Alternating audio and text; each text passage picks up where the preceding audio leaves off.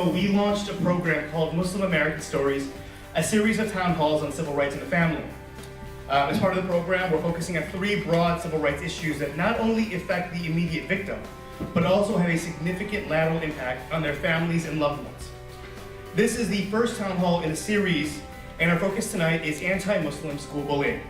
We are very excited to be here in Fort Lauderdale, Florida. Outside in the field or things of that nature, and they confuse that with bullying. So I just want to make sure that everybody has that firm understanding that bullying is something that Ois has already said is something that's repetitive.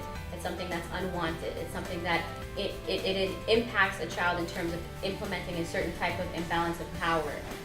It's something that it creates this type of hostile environment for the people that are involved.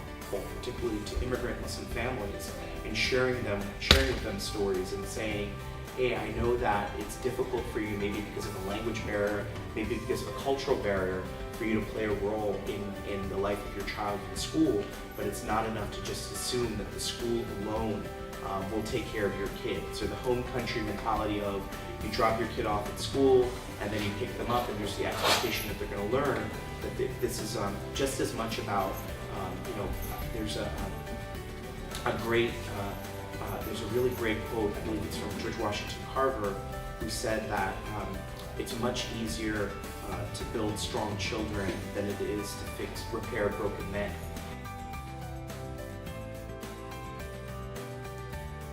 I encourage everyone, if you're ever bullied, to go find help right away. You shouldn't, so the problem doesn't persist and things don't get worse. You shouldn't tolerate any kind of bullying just because you're different from someone else. Bullying is a real problem, especially with Muslims, and we need to find real solutions to it. We can no longer be bystanders anymore. I was blessed to have overcome the problems that occurred with bullying, and even more blessed to have the support of my family and my childhood friends. But the real heroes are my flag football teammates, who made a statement and took a stand against bullying by wearing the hijab in solidarity for not just me, but for countless others who wear the hijab. And this statement will be heard for many years to come. Sure that you and your child report this to the school police officer or school official as soon as possible. And like Kiran said, keep documentation of all the information in the background. You're going to know more about this than they are, you and your child. So you need to be able to provide them with that information because everything is about documentation. Attorneys, everything is about writing things down, keeping documents, same thing as school teachers. Issues in education or also issues in general community relations. So those are our 3 main categories that we serve.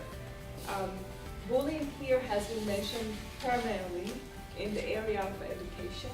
So for us also we have opportunities to provide services by facilitation, and that's facilitation of resources that are needed to be known to the parties that are affected with the conflict.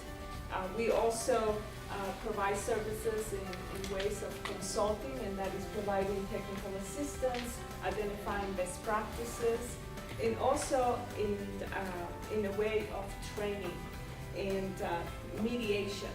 Now, I have read that mediation in cases involving bullying is mostly not recognized.